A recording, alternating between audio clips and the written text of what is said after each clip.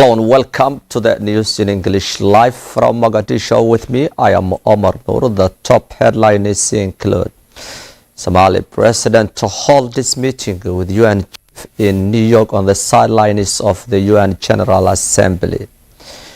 United States military carried out a fresh airstrike against Al-Shabaab in central Somalia. Somali military claimed to have killed over a dozen of Al-Shabaab militants in the latest operations in Hiran region. Somali Prime Minister has lauded the ongoing operations against Al-Shabaab as the militant group has lost a key ground to the allied forces. Ethiopian military conducted a drone strike in the Tigrayan capital of Mekelle, killing at least one civilian. U.S. military began operations in the Middle East as tension with Iran is increasing.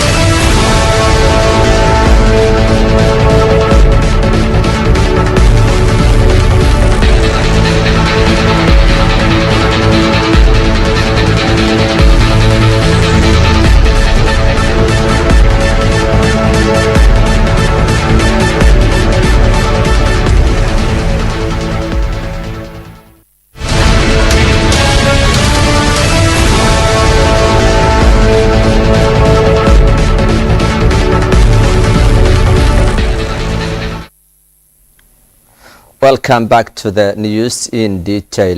United Nations has pledged to support Somalia tackle severe drought that displaced millions of people from their homes in different regions within the Horn of Africa nation. In a statement, Villa Somalia said Somali President His Excellency Hassan Sheikh Mohamud has held the talks with UN Secretary General Antonio Guterres in New York on the sidelines of the UN General Assembly. Somali President held the talks with UN Chief Antonio Guterres on the sidelines of UN G77.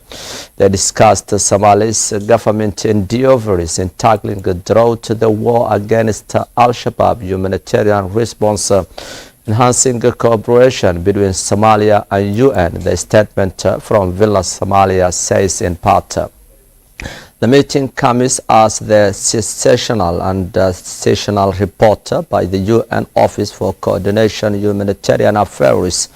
UNOCHA said that at least 36 million people in the Horn of Africa will be affected by the ongoing drought this October, and the number could rise to 80 million people at the end of this year if the rains do not improve. Somalia and United Nations have been working together to help the drought-affected people in the country.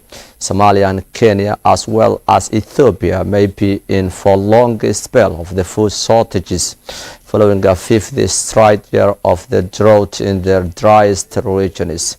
While drought may not bring famine, and the widespread scarcity of food may cause starvation, OCHA says 2 districts in southern Somali's Pai region are approaching the level of famine. OCHA is reporting that the rains for the coming months will be just as poor as earlier seasons. UN agency says currently Ethiopia the heaviest hit with the 24.1 million people in need of food aid as drought is exacerbated by the conflict in the Tigrayan region, another 7.8 million in Somalia, 4.2 million in Kenya need food, but together the number is twice year one and compared to 2021.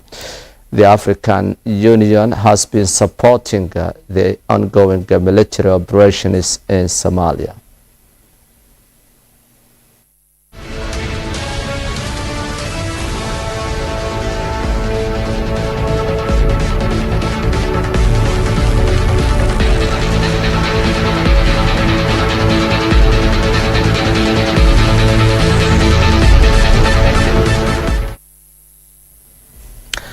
African Union forces in Somalia commenced recent operations liberated villages from Al-Shabaab in Hiran and Galgaduud regions. In a statement, African Union Transition Mission in Somalia, ATMI, said in a statement that the mission was brought to have supported the Somali National Army SNA in the latest offensive against Al-Shabaab in the central regions.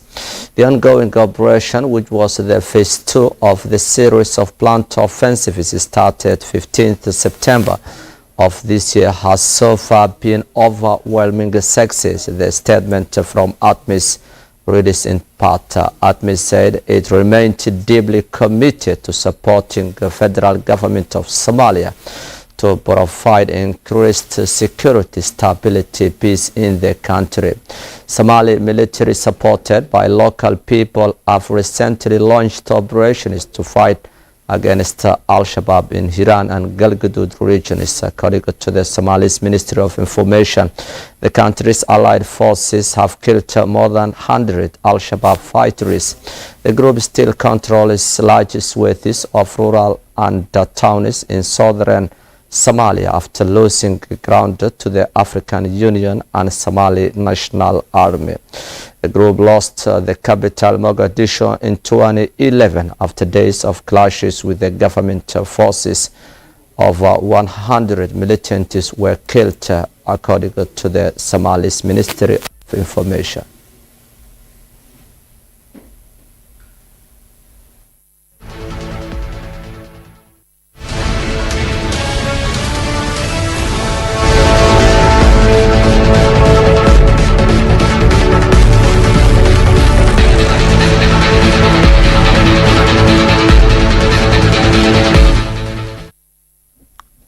Somali military says they killed over 127 Al-Shabaab militants in their latest operations conducted in central regions. The SNA inventory commander has confirmed the death toll. Addressing the local media, General Bihi said the government forces, in collaboration with local people, liberated several villages in the town and several locations in Hiran and Galgaduud. Somali military defeated Al-Shabaab fighters in a number of clashes. The military, supported by locals, intensified the operations against Al-Shabaab fighters in a number of front lines, he said. General Bihi affirmed that the military and locals will continue the operations against the group in the central Somalia. The troops are now heading to many strongholds, including the El Port town in Galgaduud region within Galmudug state, weeks after the Somali forces gained control of the villages in Hiran. And Somali government has asked the United States military for more support and airstrikes against Al-Shabaab.